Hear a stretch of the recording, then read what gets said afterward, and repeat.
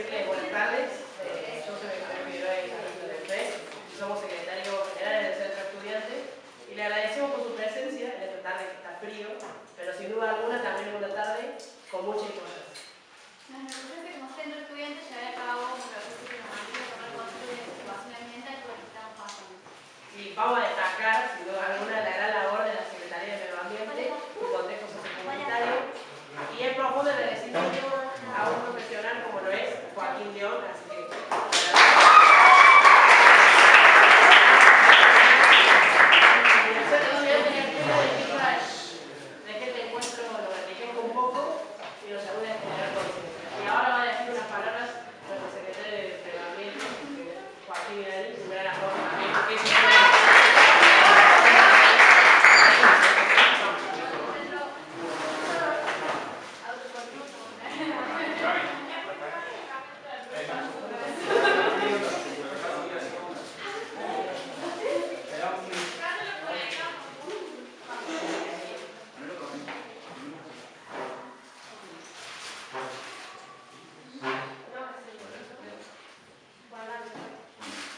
¿se escucha? Ahí.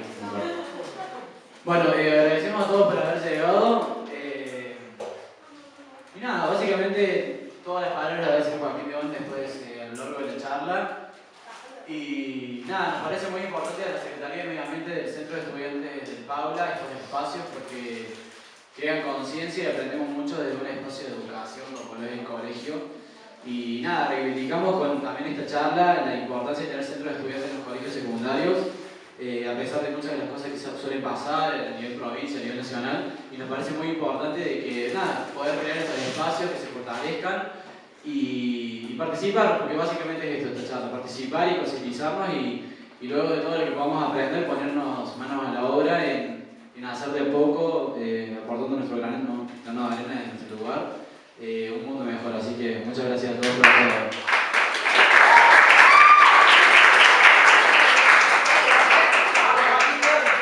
Presentamos a Joaquín León, que es profe de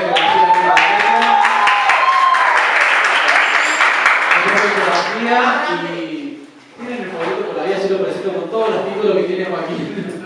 Bueno, él es decano, investigador del CONICET, tiene, bueno, licenciado en geografía, doctorado en estudios socioagraria y en estudios urbanos regionales. Así que bueno, tenemos un capo. Lo dejamos en manos de la charla.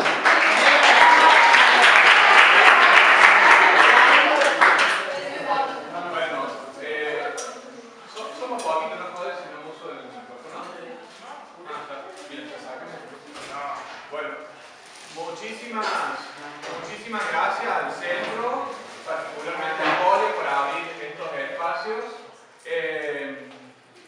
Y hoy, en este día tan particular y tan histórico a nivel nacional, con este golazo, como lo dicen algunos, que han hecho las mujeres, particularmente el movimiento social en su totalidad, ¿sí?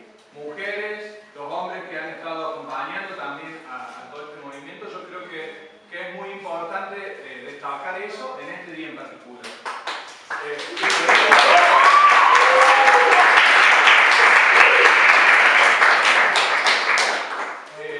Como bien empezaste vos, un buen aplauso por eso, porque lo que hoy vamos a trabajar, que vamos a estar dialogando y charlando entre todos y todos, tiene que ver con la construcción social del ambiente. Y el ambiente empezando desde los cuerpos, ¿sí? Desde la inscripción nuestra como personas en la construcción de otra naturaleza que ya no es esa naturaleza natural, ¿sí? Que ya no es esa naturaleza en la que nos podemos pensar como un elemento natural meramente como una planta, meramente como un animal o como lo que fuera. No, ¿sí? Como un agente nos vamos a pensar y en los aportes que voy a estar realizando los voy a estar realizando desde un posicionamiento concreto, que es en el que yo vengo trabajando y en el que me inscribo como investigador, que es el del pensamiento latinoamericanista, particularmente inscrito en la ecología política, ¿sí? ¿sí? Para hacer un poco más simple a esto, es cómo se construyen las relaciones de poder en la construcción social de lo ecológico, de lo ambiental y de la naturaleza también, ¿por qué no?, a nivel mundial. Si bien la bajada va a ser sobre Sierras Chicas y si bien va a ser en un recorrido histórico muy acotado por el tiempo que tenemos, ¿sí? En esta historización que se va a realizar vamos a tener ciertos objetos tangibles y ciertas espacialidades, ciertos lugares en los que estamos que nos van a servir para ejemplificar cómo se fue construyendo el ambiente en Sierras Chicas en el contexto nacional y en el contexto global. ¿Sí? Para ello yo voy a estar utilizando ciertas categorías teóricas, se las llama, que van a estar presentes en todo lo que voy a ir presentando y en todo lo que vamos a estar compartiendo. Una de ellas es la de colonialidad, una de ellas es la de extractivismo y la de ambiente como la abarcativa de esas dos categorías y la que está en constante construcción, destrucción y reconfiguración social. ¿Sí? Los que no entiendan, para mi pregunta, vamos a hacer el sonido porque están grabando. Bien, en lo que les decía, vamos a hacer una historización, un recorrido histórico sobre cómo se ha construido el ambiente en Sierras Chicas. Voy a ir requiriendo mucho de la memoria geográfica, los lugares que conocen, de acá cerquita nomás, ¿sí? Estamos acá en Villa Allende y en esta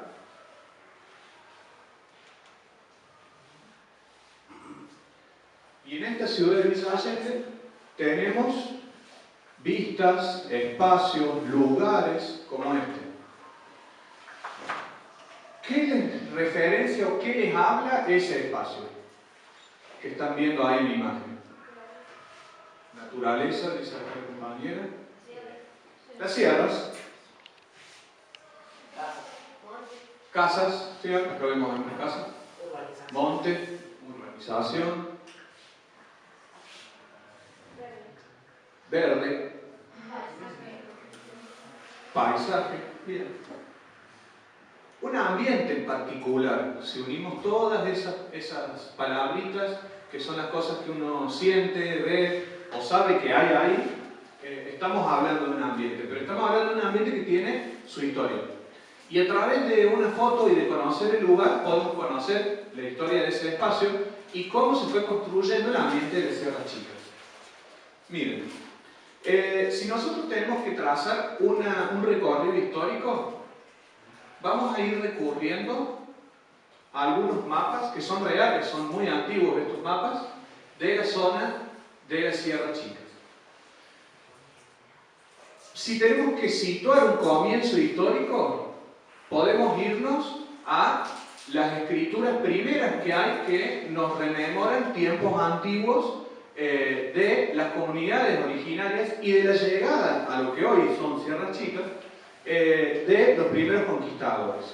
Si tenemos que poner un primer hito histórico, es el año 1572, en que tenemos un registro histórico que lo rescata Moyano Aliaga, Alejandro Moyano Aliaga, en el libro Villa Allende de Pueblo y Ciudad, donde él plantea que Baltasar Gallegos llega a Sierras Chicas guiado por un grupo de indios por lo alto de las sierras.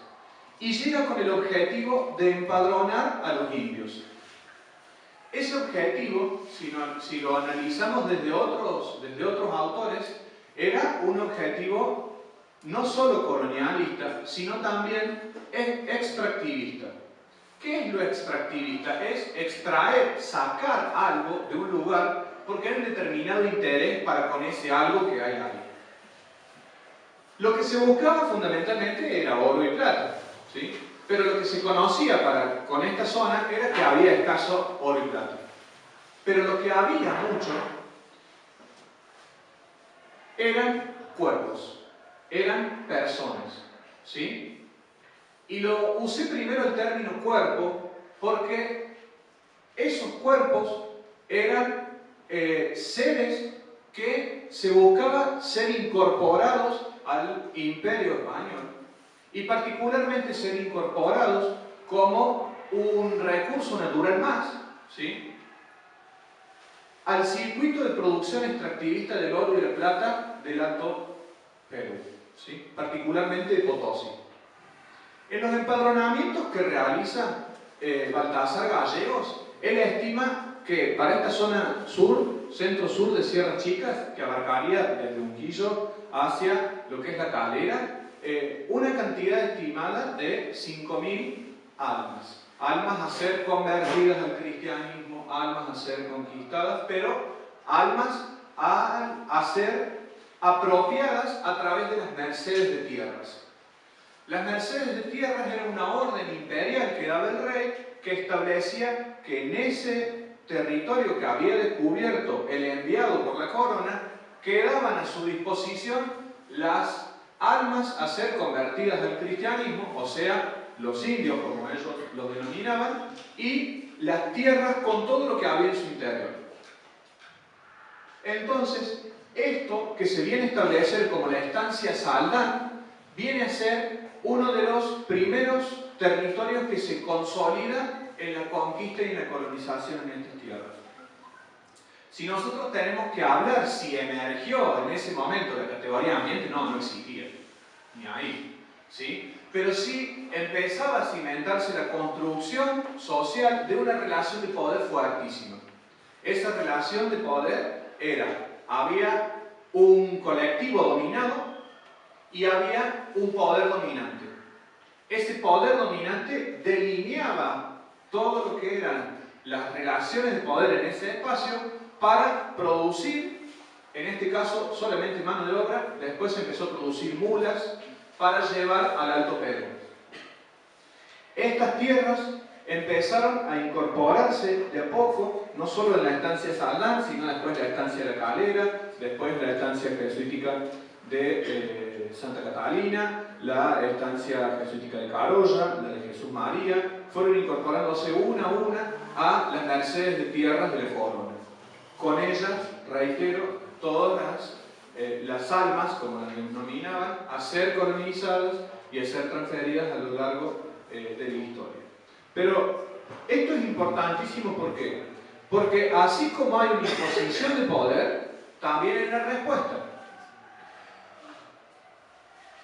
Bamba, en la zona de La Calera y la parte alta de las sierras, en esta parte del paisaje que estamos viendo de Sierras Chicas, junto con la comunidad Saldán, eran las comunidades que más empezaron a resistirse a la conquista y colonización. Si nos vamos más hacia el norte, tenemos en Ongamira resistencias muy fuertes. Si nos vamos hacia la zona de San Marcos, tenemos la Tulianada, con una resistencia muy fuerte, la comunidad Ticas en la zona de Villalemacé, la comunidad Pueblo La Toma, en lo que hoy es Alberdi, etc.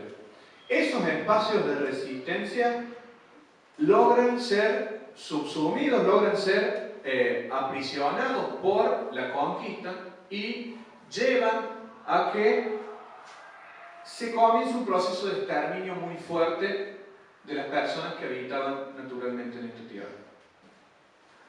Por ende, si nosotros tenemos que establecer quizás un extractivismo inicial, no vamos a hablar de un extractivismo minero, por ejemplo, que es la explotación de cales o de oro, de plata en esta zona, sino que vamos a hablar de un extractivismo de los cuerpos, ¿sí? De gente que es extraída en toda su cantidad de sus costumbres, de sus arraigos culturales, de su memoria, de esta tierra, y es llevada o es incorporada a otros circuitos de producción, como son los del oro y la plata, muy lejanos de acá. No es que se lo llevaban en avión ni nada, se les llevaba caminando hasta el Alto Perú, y algunos pocos se quedaban trabajando y produciendo acá, para estas estancias que nacían. Ahora, de a poco lo que empieza a generarse también es una red, es el siguiente, es una red de caminos, es una red de senderos que van uniendo de a poco todo lo que era la Intendencia de Córdoba del Tucumán, que era la porción del territorio español acá en Argentina y particularmente en el centro de la Argentina. En esa porción, la situación natural quizás del bosque en ese periodo estaba más relacionada a esta imagen que a esta. ¿Sí? Esto es mucho posterior, yo voy a llegar bien a ese momento histórico, pero lo que vemos acá en verde oscuro son las situaciones de los bosques nativos en esa época. Estamos hablando del año 1904. Si nos vamos antes, quizás la situación era más avanzada. Hay otras áreas que quizás tenían un poco más de vegetación nativa. Igualmente, la red de caminos que empieza a trazarse empiezan a unir a algunos de los cascos de estancias. Los centros urbanos no estaban en esa época y sí estaba, por ejemplo, lo que hoy es el Nogal histórico, era el casco de la estancia Saldan. Llama la atención, una vez ya consolidadas las ciudades y avanzado muchos años, y particularmente en los últimos 30 años de creación, por ejemplo, de barrios como La Cruz, acá en Villa Allende, en que después de grandes lluvias, por ejemplo en la calle Chacabuco, empiezan a aparecer cráneos, empiezan a aparecer restos óseos humanos, y se los empieza a individualizar y a investigar desde el Museo de Antropología del Enterramiento de las comunidades originarias. Eso fue el último enterramiento y el último trabajo que hicieron fue en el año 2003, del que yo tengo registro, y aparte porque vivía ahí a unas cuadras, ¿sí? Que fue cuando hicieron una de las obras del gas ahí en la calle Chacabuco y Capugio, y ahí aparecieron restos. Esos últimos que encontraron, los encontraron con una cruz metálica y lo que estiman es que perteneció al pequeño periodo de unos 30 años en que la estancia Saldan fue una posta de las estancias jesuíticas, entonces venían muchos los curas. Pero entre la querencia y los fondos de la querencia y la calle Chacabuco, muchas casas cuando cavaron sus cimientos o cuando llueve mucho y la calle lava y crea esos zanjones, se encuentran muchos restos óseos. Entonces ese es uno de los espacios donde se empezó a comprobar de a poco esto de que se utilizaban los cuerpos hasta agotarlos en el trabajo, con todo el dolor que eso implica, y se los enterraba en fosas comunes. Ahora, lo que se viene a establecer después de eso es una estancia que es la estancia de San José de Chipión, que estaría ubicada delante de la cantera del Gran Omú. Es una estancia que se crea a principios del año 1700, y esa estancia, que es una estancia jesuítica que dura solamente alrededor de entre 45 y 47 años, empieza a traer indios, lules y vilelas desde el norte de la Argentina. ¿Por qué? Porque la mano de obra que se utilizaba para trabajar acá se agotó.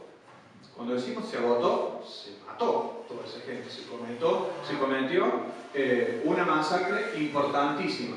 Por ende, para que puedan seguir funcionando las actividades productivas de estas estancias, que eran, por ejemplo, empezar a producir cales para llevar a la ciudad de Córdoba, ya estamos hablando del año 1760 aproximadamente, se trajo desde otros territorios indios a vivir a estos espacios.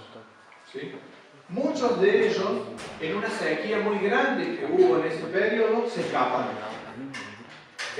Y no se sabe dónde se fueron a vivir, pero se escaparon a vivir a otros lugares, pero no a otras estancias. Lo importante de esos periodos es que se empieza de a poco a hacer una serie de caminos. Por ejemplo, lo que es el camino a Pan de Azúcar, que uniría la ciudad de Córdoba con Cosquín, y de ahí sigue y va a la Pampa de Bolán y demás.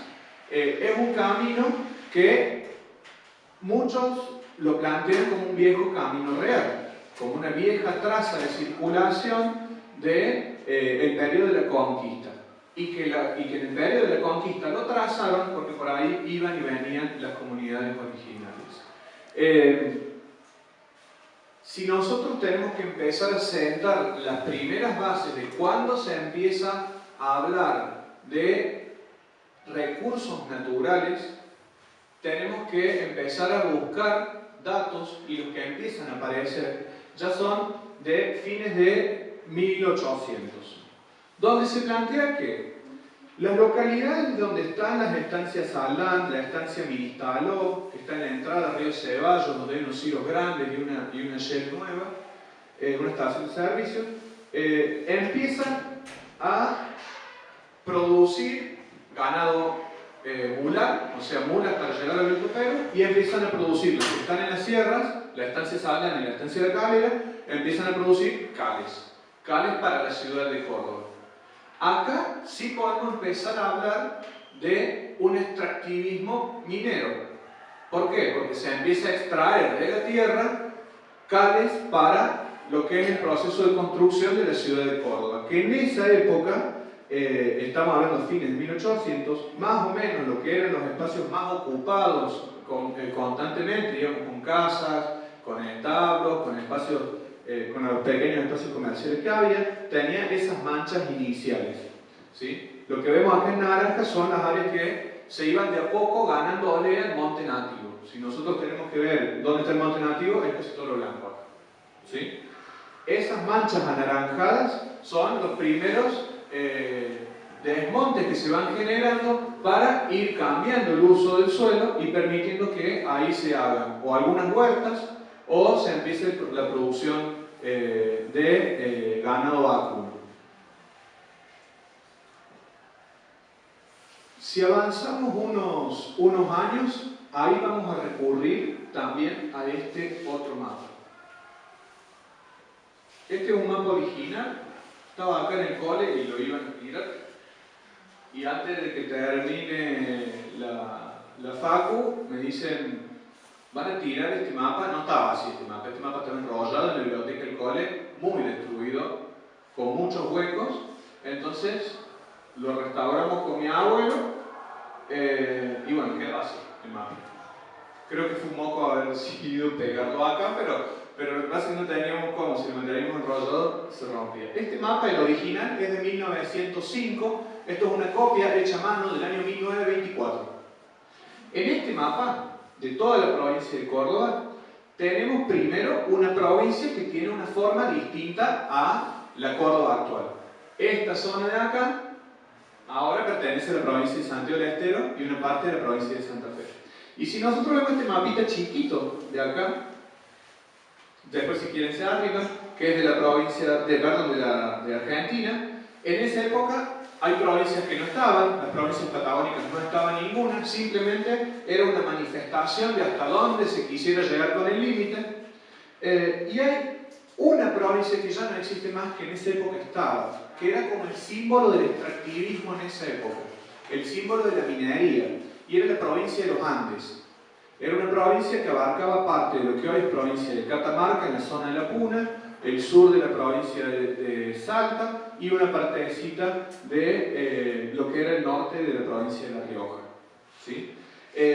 Toda esa zona de ahí estaba intercomunicada con la provincia de Córdoba por vías que se habían empezado a trazar, que son las vías férreas, que unían de una manera muy estratégica todo el territorio. ¿Por qué? Porque todas estas vías, si acá vemos esta vía férrea, que es el tren que va hacia el norte, ¿sí?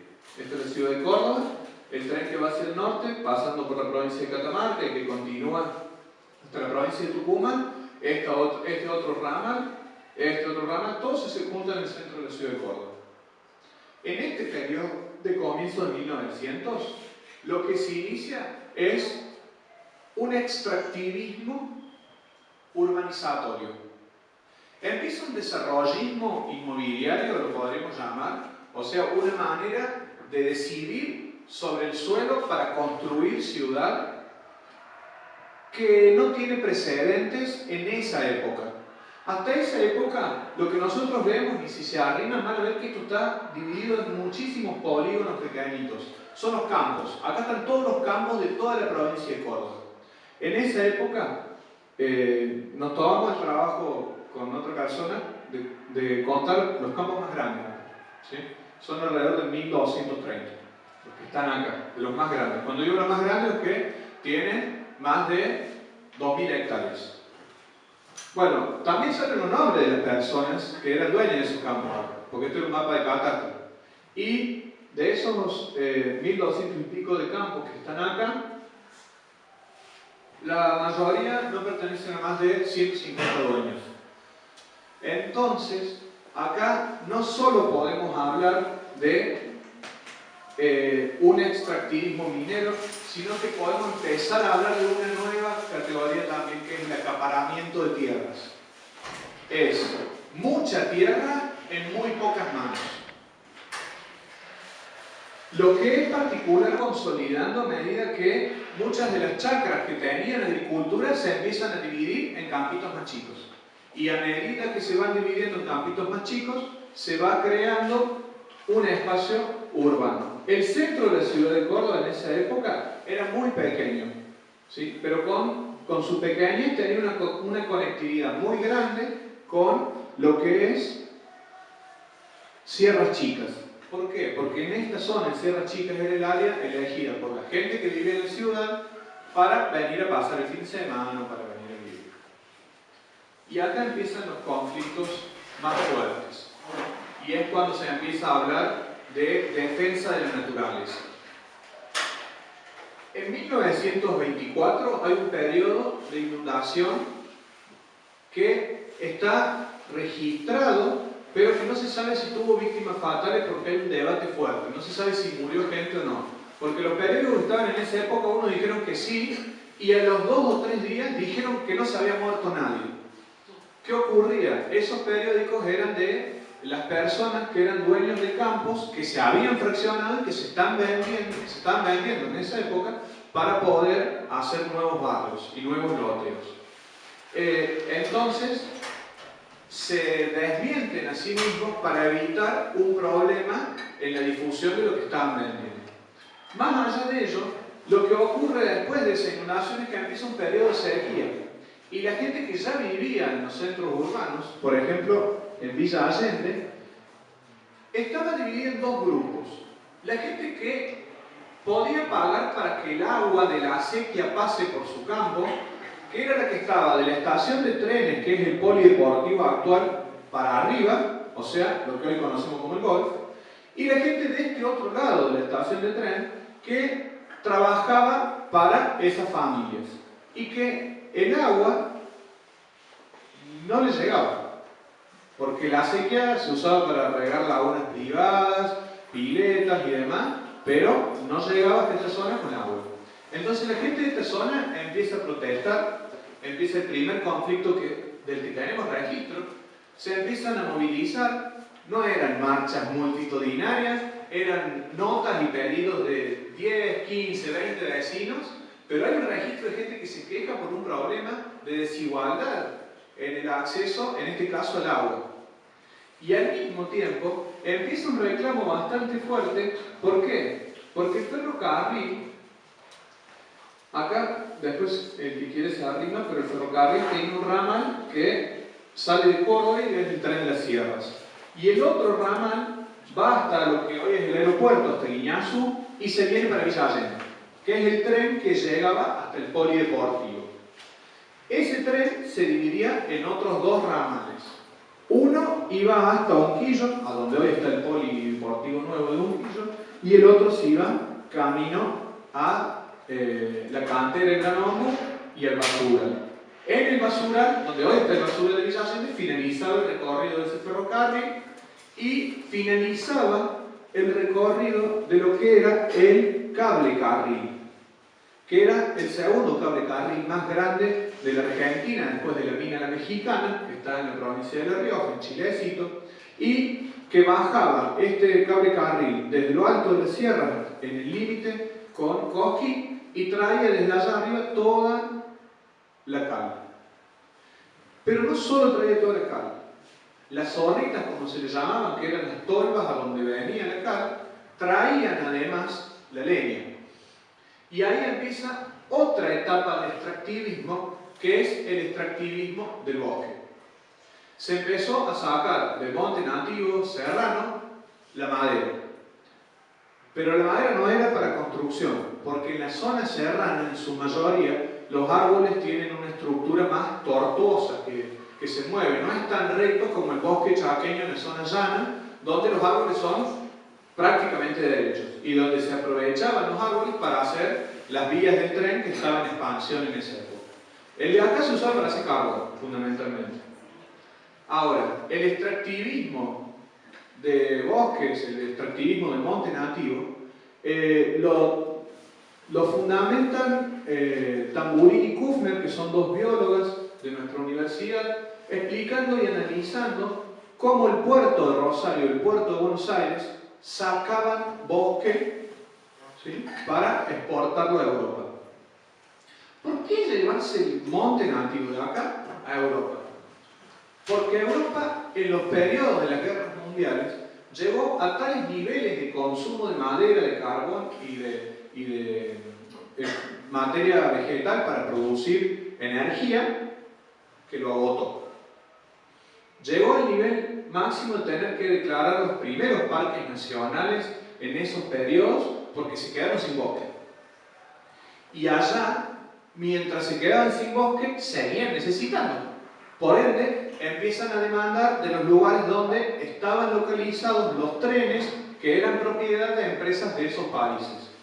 Y de ahí, todo el bosque de la zona serrana y del norte de la provincia de Córdoba es extraído de lo que son los árboles de mayor tamaño. ¿Sí? Empiezan a aparecer manchones como estos. ¿Sí? Veamos respecto a la imagen anterior. ¿Sí? ¿Qué pasa?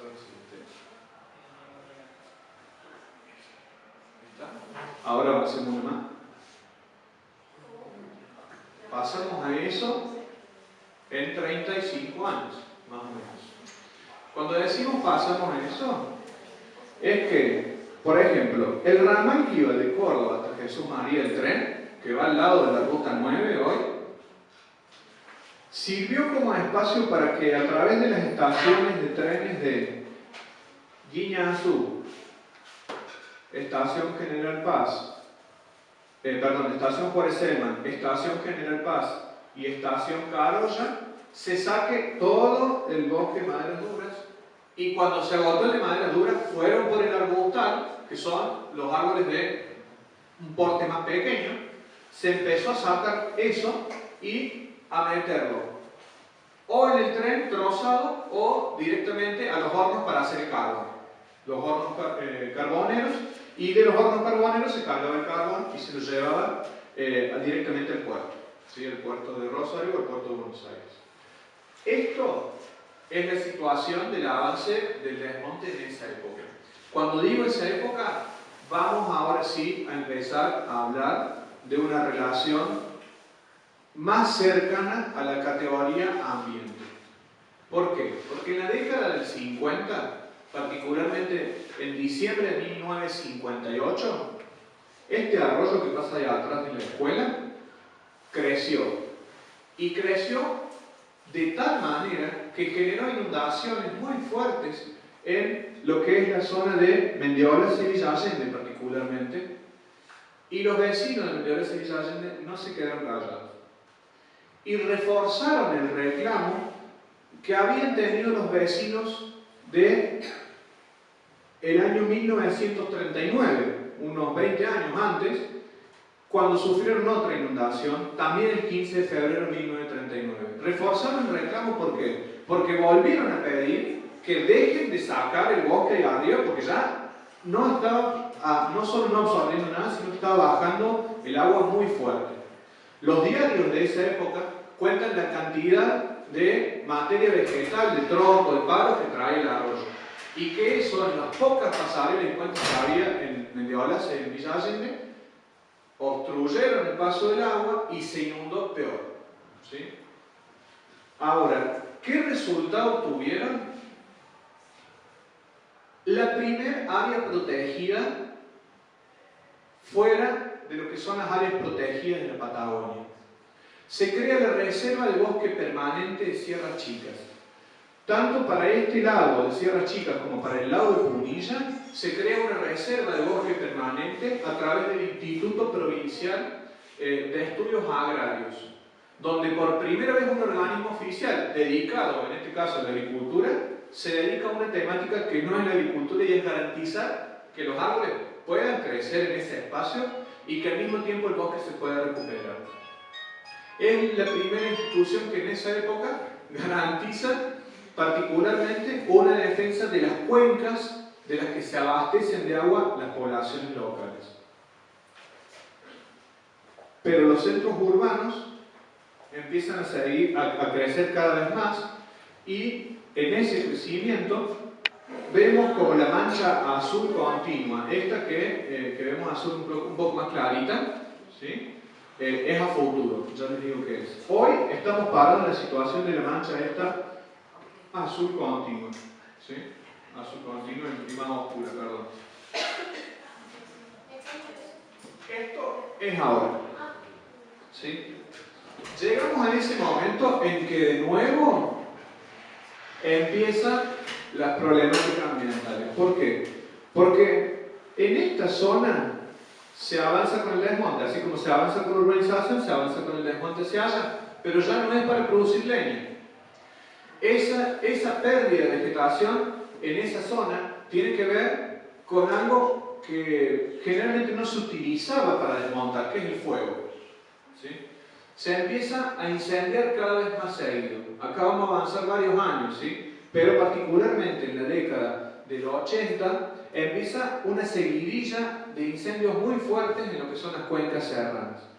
Algunos de esos incendios, después de que se quemó el campo, eran loteados todas las tierras y pasaban a ser un barrio, ¿sí?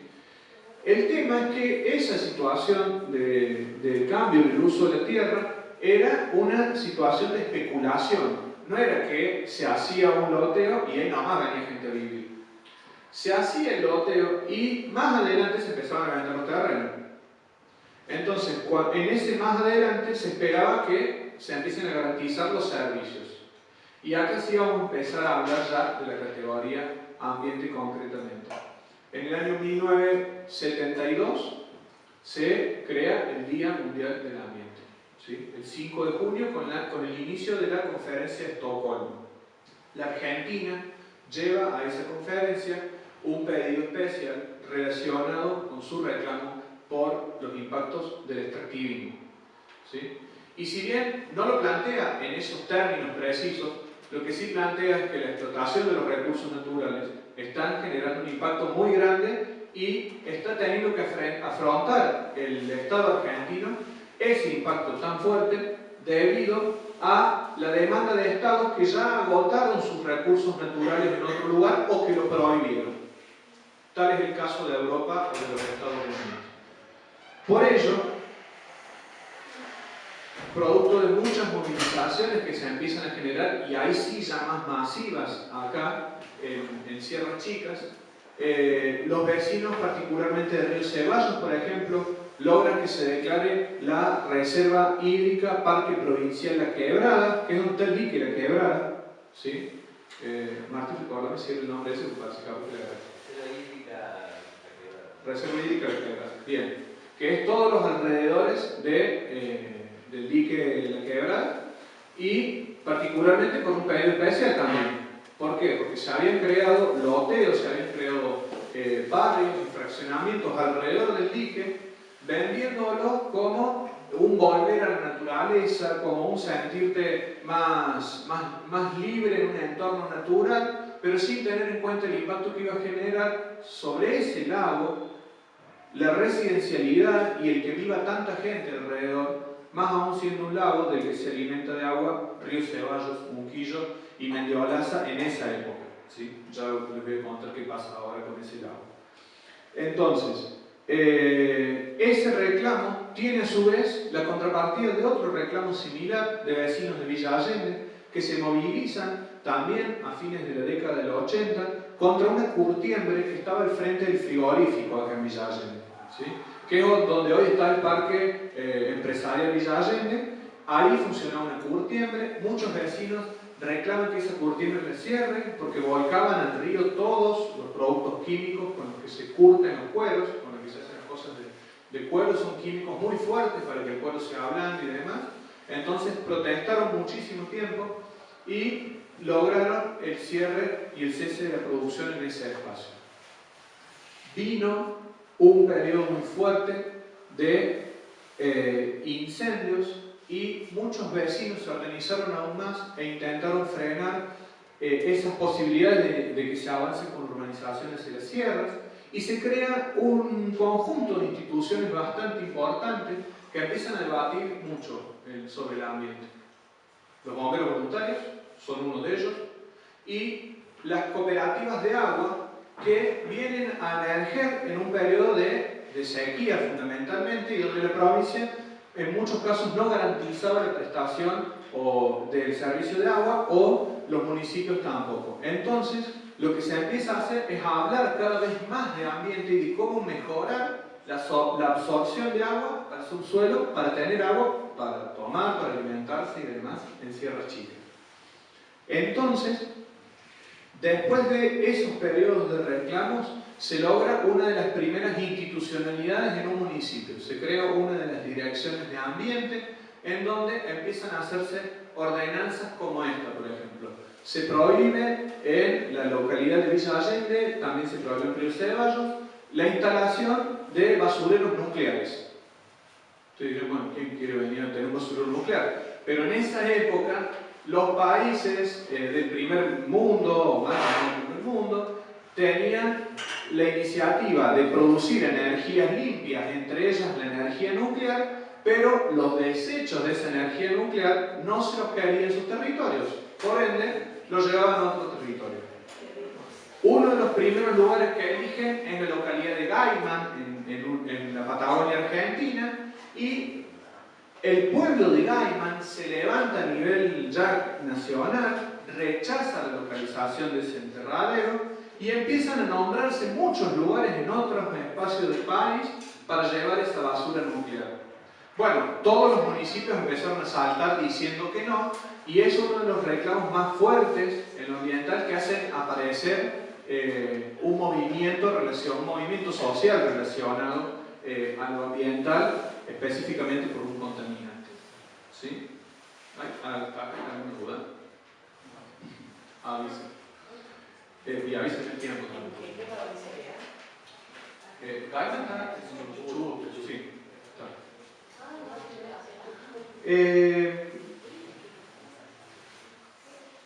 En 1995 hay una inundación bastante grande, afecta a muchas localidades. Acá donde estamos sentados, en estos momentos pasó el agua, ¿sí? Estas aulas obviamente no estaban, no saben que se han hecho hace poco, pero pasó el agua. Esta institución, por ejemplo, en esa época tomó la decisión de que acá sea un espacio recreativo no edificado, porque pasa el agua.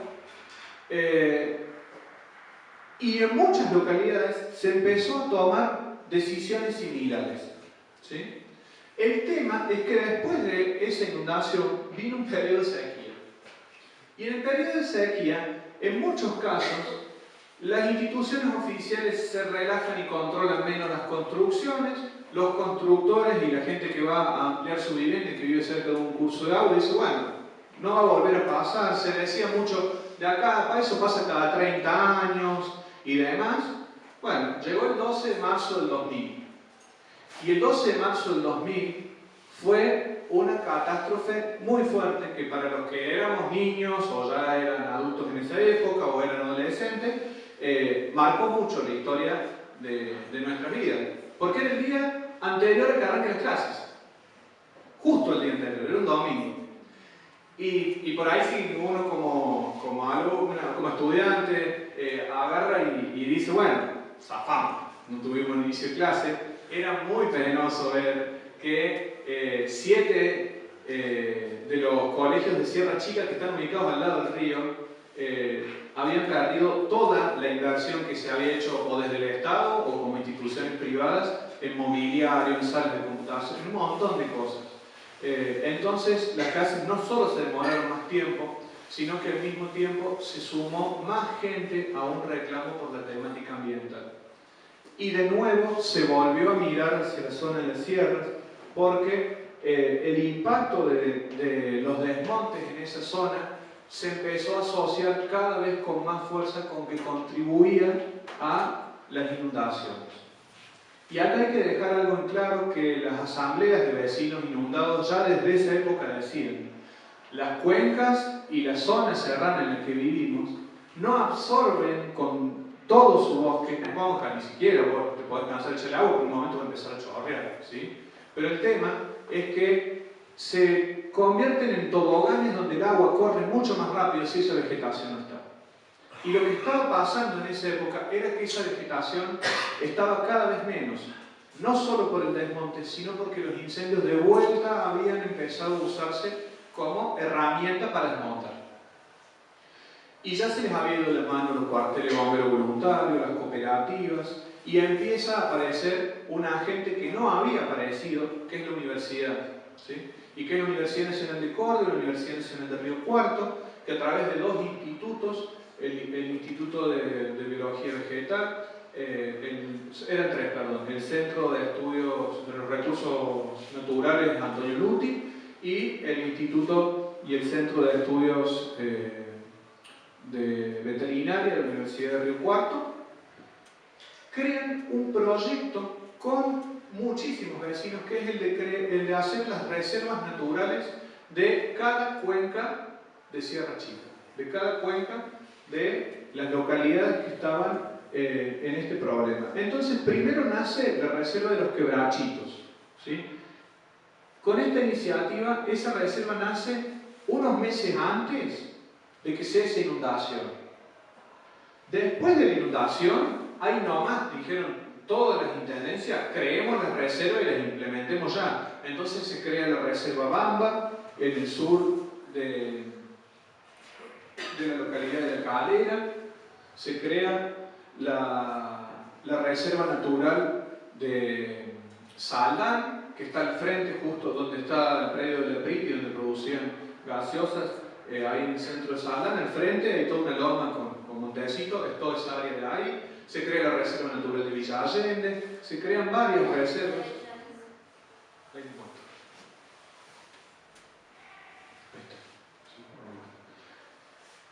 La reserva Bamba, la de Saldán, la reserva de Villa Allende empieza en el primer puente Camino Pan de Azúcar y en el fondo de la cantera de Gran Ombú, para atrás todo hasta el límite con Cosquín, ¿sí? Son 7.000 hectáreas. La zona de San Fernando y la zona de Pan de Azúcar, así es. Se crean esas reservas que se suman a la de los Quebrachitos, que se suman a la de la quebrada que ya estaba, y empiezan de a poco a unirse todas las cuencas en una área protegida muy grande que viene a complementar la que ya existía, que era la del año 1961. El tema, de nuevo, viene un periodo de sequía, de normalidad de lluvias, nunca se implementan esas reservas, no se hace la reglamentación, no se permite a los vecinos y a las universidades que le crearon participar para reglamentarlas. En el caso de la reserva de Mendiolaza, que es la tercera que se crea, se la crea incluyendo parte del área urbana y a la zona del talar y los bosques que están arriba y abajo, y al ser campos privados, al igual que en las otras reservas, los dueños de los campos hacen caso omiso del área protegida y empiezan a desmontar, a proyectar urbanizaciones, y se complejiza más el tema, porque ahora sí se habla de un ambiente en total conflicto. Desde el 2000 para acá vivimos una conflictividad ambiental, que se llama, que es todo el tiempo Sierra Chica, no solo que es noticia, sino que hay movilizaciones, hay acciones concretas de vecinos que proponen que se elija otra dirección para el crecimiento de las ciudades en las que estamos. ¿Tú crees realmente que hay conflicto en los vecinos? Es así como... Yo creo que, te doy mi opinión en un poco que he estado trabajando, que tiene que ver con que hay como una idea y una ilusión de que uno va a venir a Sierras Chicas a encontrar la paz, la tranquilidad y el reencuentro con uno mismo y la naturaleza. Pero ocurre que cuando uno llega acá, viene con todo un bagaje de historia, de vivencia, de modos de vida, de servicios para eso, tener el agua, tener internet. Entonces eso implica infraestructuras, tener una casa donde tenga todas las comodidades y cierto espacio. Entonces mucha gente elige esta zona y trae consigo todas sus costumbres, que no está mal, porque cuando uno se muda o migra a un lugar lleva consigo todo ese bagaje. Pero el tema es que en Sierra Chicas hay una fragilidad enorme, y esa fragilidad ambiental se pone cada vez más en riesgo si el impacto es cada vez mayor, porque las reservas hoy no son áreas protegidas, son áreas desprotegidas, totalmente desprotegidas, porque en ellas hay barrios, y hay barrios que se intentaron establecer con un reglamento para que ahí se edifique dejando el bosque nativo, para que ahí se edifique tratando de cuidar el monte dentro de las reservas, y al mismo tiempo eso no se hace cumplir, porque lo que prima la inversión y la especulación inmobiliaria es el obtener mucho capital en poco tiempo. Y lo que prima en la idea de cuidar el ambiente es garantizar la seguridad ambiental para todo y para todos, por igual, ¿sí? Eso es no solo que el río, que cuando crezca, genere menor impacto, sino que al mismo tiempo que ese menor impacto nos daña a todos en menor medida, ¿sí? Entonces, hoy estamos parados en un conjunto de problemáticas que no solo nos exceden, sino que al mismo tiempo nos obligan a comprometernos más. Porque hablar de ambiente hoy en Sierra Chicas es hablar concretamente de esa historia de un extractivismo que continúa porque hay minería a cielo abierto que se niega a frenar y a empezar a cuidar el bosque, porque en los últimos 7 años hubo 35 incendios, por ejemplo acá en la zona entre Villa Allende y Río Ceballos, 35 incendios que quemaron casi toda la cuenca del río que pasa por acá, porque no estamos sentados, porque el día de la inundación acá en la escuela el agua llegó hasta acá, en este espacio en el que estamos también, ¿sí? Y al mismo tiempo hay proyectos concretos que hacen caso omiso. En Mendiolaza tenemos el proyecto del Terrón, se está intentando el proyecto del Montecito en Unquillo varias veces. Hoy parece ser que se ha puesto un freno momentáneo en ese proyecto, pero sigue latente. En Villa Allende se propone urbanizar una porción muy grande del área serrana en esta porción, y se dibujan y redibujan proyectos para ver cómo se sigue avanzando con este extractivismo. Este es el mapa de la ley de bosque, la zonificación primera que se había hecho con los colores verdes, que son los lugares donde ya se ha desmontado, donde ya se cambió el uso de la tierra, era esta. Las zonas rojas son las que tuvieron un impacto, pero el bosque se está recuperando, o quedó bosque y puede recuperarse un poco más, y las rojas son las zonas donde no se podrían tocar. El proyecto inicial era este, el que se aprobó fue este, ¿sí? Donde incorporaron otras zonas respecto al proyecto original. El otro proyecto redujo muchísimo la cantidad de bosque nativo, y una vez que se aprobó este, en poco tiempo se modificó, y el vigente hoy es este, donde los amarillos desaparecieron, mucho del rojo también, y se admite no solo un 3% de bosque nativo que nos queda, sino que se admite que es un 3% y descontando, ¿sí? Entonces es un retroceso. Estamos hablando de la pérdida de eso que es parte del ambiente.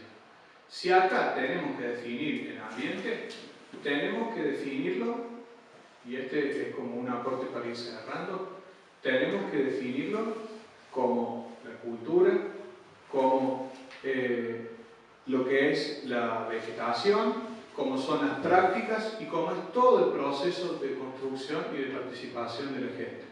Entonces, hablar de ambiente no es hablar de pájaros, no es hablar de animales solo, o de árboles, sino es hablar de toda una integridad en la que está incluida la gente con su poder de decidir y de participar.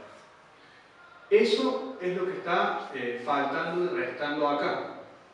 Pero en ese faltar y restar, si sigue faltando y restando, le vamos a restar cada vez más vegetación y que es lo que estamos teniendo hoy en día. Así que hasta ahí como para cerrar y para poder abrir a conversar un poco más. No sé, tanta presentación solamente. Sí, Juan. La última, sabemos desde la Secretaría de Ambiente, porque se habló con la Dirección de Ambiente de la Municipalidad de Villa Allende, de que hay una nueva, se cambió desde el Consejo Deliberante, pero no sabemos si desde la Dirección de Ambiente, no sé, la ley que administra el uso del suelo en las reservas sería. No sé si nos puede comentar un poco, porque desde la municipalidad se nos desmiente, como que está mal uno de los videos que estaba circulando, y nosotros le pasamos el video a la municipalidad y nos dice de que todo lo que dice ese video es mentira, de que realmente no es así. Usted que, profe, que sabe mucho del tema, ¿qué es lo que nos puede decir sobre esa? No sabemos si es una ley o cómo se llama a nivel municipal. Sí, a nivel municipal, las ordenanzas de ordenamiento territorial son algo pendiente que tienen las localidades, pero al mismo tiempo, ¿qué son? Porque no hay una definición que se adopte y se diga se sigue esta línea de trabajo. El ordenamiento territorial es establecer las acciones tendientes a definir cómo se usa la tierra y el espacio en un lugar determinado. ¿Sí? Con esa definición, lo que queda establecer es el cómo se hace eso. Y acá vamos por las vías que se vienen siguiendo y que no deberían, a mi entender, seguirse. La vía principal es que deciden unos pocos en detrimento de muchos y de muchos. En este sentido, por ejemplo, la localidad de Villa Allende ha propuesto en el último año y medio dos proyectos de ordenanza. Un proyecto de fraccionamiento y uso del suelo y un proyecto de edificación y ordenamiento territorial. En el primer proyecto, en ambos proyectos, si bien acepta la reserva, en el primero dejen claro lo siguiente. En el artículo 7 establece que la reserva va a poseer va a poseer los árboles que hay en su interior pueden ser modificados siempre y cuando tengan 25 centímetros o menos de diámetro. ¿Esto cómo es? Todo árbol que tenga 25 centímetros de diámetro o menos lo podés sacar si querés. ¿Sí? En el artículo siguiente establece que se declaran patrimonio y especies a conservar 5 árboles: el tala, el molle, el algarrobo, el coco, y me falta uno, y el orco quebracho. Esos 5. ¿Sí?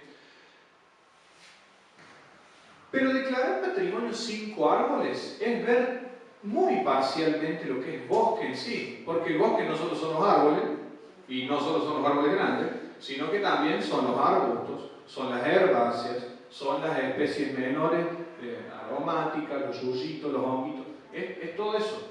¿Sí?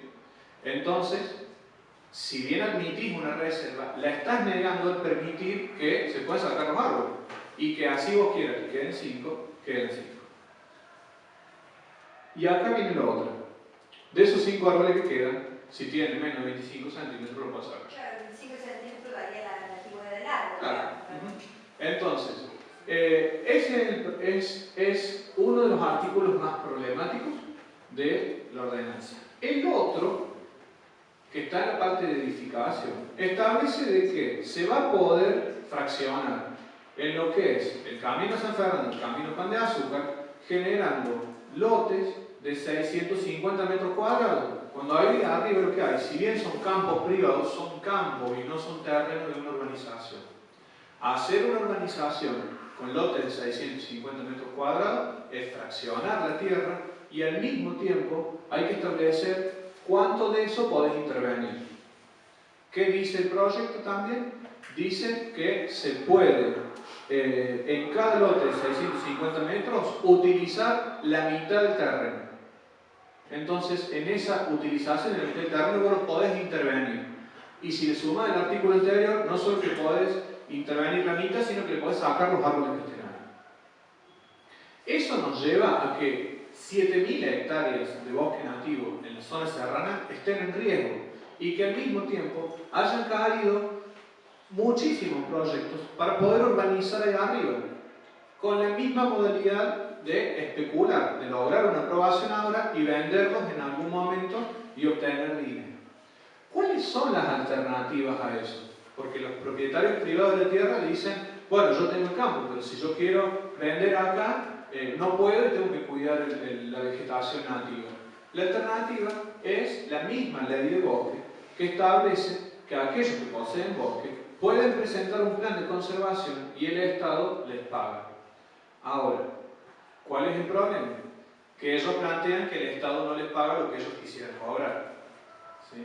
Entonces, en esa complejidad nos lleva a hablar de que en la definición de ambiente hay una manera de definir lo que es netamente economicista, ¿sí? Que es entender que del ambiente siempre algo tengo que obtener de dinero y mientras más sea, es mejor, ¿sí? Es una manera de verlo, pero si lo vemos desde la manera de que todos podemos decidir en el marco de, por ejemplo, lo que establece el artículo 41 de la Constitución Nacional, de que tenemos derecho a un ambiente sano y saludable, la importancia de eso es que podamos decidir colectivamente el cómo se usa el suelo para no seguir sufriendo las problemáticas que sufrimos, ¿sí? Entonces, si bien esto es un proyecto, como vos bien decís, Joaquín, ese proyecto está muy presente ahí. ¿Por qué? Porque se está intentando aprobarlo lo antes posible.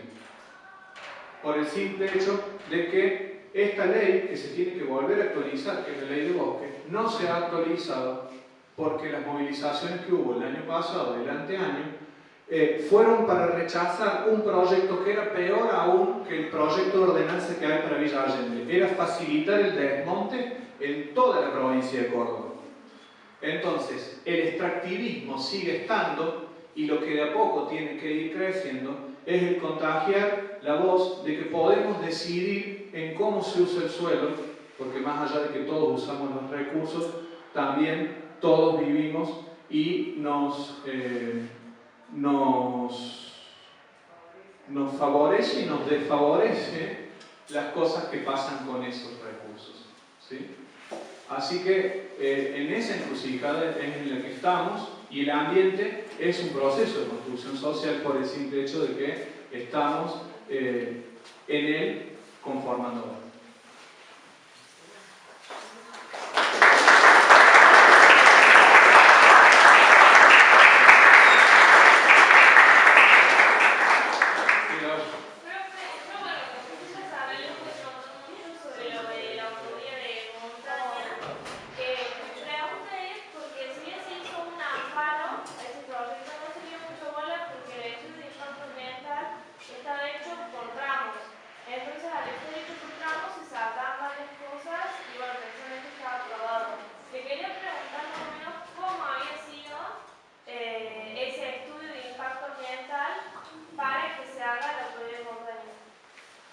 Sí, la autovía de montaña en Punilla es un proyecto para poder sacar el producto extractivista del centro de la Argentina, ¿sí? Es una autovía que tendrá su inicio en lo que es la variante Costa Azul, cerca del dique San Roque, y su recorrido iría por donde va la traza de la vía.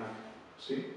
Ese iría sería desde el puente nuevo que se está construyendo, que es el primer tramo, el puente nuevo que se está construyendo sobre el dique San Roque, y el primer tramo llega hasta la comuna de San Roque. El segundo tramo, que es el de la audiencia pública del pasado 22 de mayo, si no me equivoco la fecha, es el que va desde San Roque hasta Cosquín, es un tramo de 14 kilómetros, en una audiencia pública uno tiene la posibilidad de expresarse en torno a ese proyecto.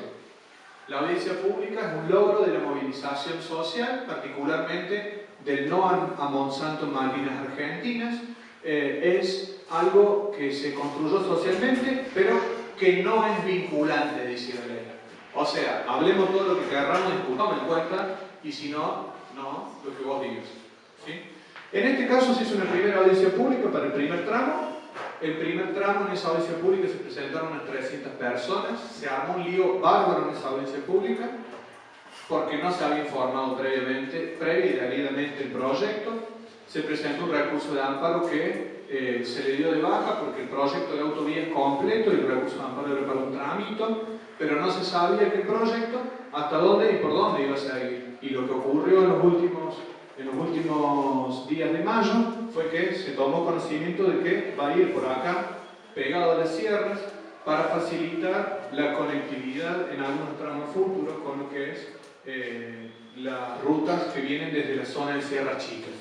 ¿Sí? Entonces, en ese proyecto en particular se logró presentar alrededor de 367, si mal no me equivoco, oradores en contra del proyecto y 72, si mal no recuerdo, de los cuales 50 eran intendentes y empresarios inmobiliarios que se presentaron a favor de ese proyecto. Hoy la provincia lo está analizando, pero ha sido tal el pronunciamiento de la universidad, ha sido tal el pronunciamiento de institutos oficiales de investigación del CONICET, por ejemplo, que han logrado que la provincia por ahora no siga con esa propuesta y que al mismo tiempo se autodebata en el interior de los organismos provinciales cómo se sigue con esta obra, porque hay una movilización y un proceso de conflictividad muy fuerte en todo el Valle del Punilla. Así que es un conflicto que está latente, se está viviendo en estos momentos, y lo último que puedo sumar a eso es que consejos deliberantes como el de Cosquín, como el de Viale Macé, municipios como el de Valle Hermoso, se han expedido en contra, a pesar de beneficiarse con esa posibilidad de tener una autovía nueva que mejore la circulación. No quieren esa alternativa. Acá no se le dice que no a la autovía, sino que se le dice que no a esa alternativa de generar un impacto enorme en la ladera oeste de las Sierras Chicas. Que se vaya por otro lugar, hay 6 alternativas más.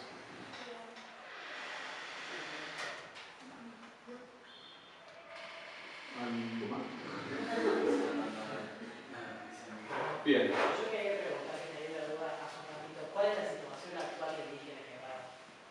El dique de Quebrada en estos días está 9 metros abajo. La provisión de agua de ahí se realiza solo en la localidad de Río Ceballos. Río Ceballos está declarado en emergencia hídrica, y en esa emergencia hídrica se tiene que restringir el consumo de agua al máximo. ¿Sí? Se lograron frenar varios fraccionamientos en los costados del dique, por el mero hecho de garantizar el cuidado de la provisión de agua en esa zona. Entonces, yo lo que más considero es que si hay cosas que tienen que ver con los cuerpos, como la que se logró ayer en la Cámara de Diputados y de Senadores, hay cosas que tienen que ver con el ambiente, que incluye a todos nuestros cuerpos, que nos tienen que movilizar también, simplemente para que tengamos el derecho colectivo a decidir de manera vinculante en las cuencas, en los bosques, en las ciudades, en los espacios en los que vivimos. Y ese es el desafío más grande del movimiento socioambiental y de todos los colectivos sociales y otros movimientos que apoyan esto. Por eso, a seguir afianzando el movimiento de jóvenes, que el Centro de Estudiantes de acá viene formando parte, y que el cole viene abriendo las puertas también para poder seguir trabajando en estos temas. Muchísimas gracias.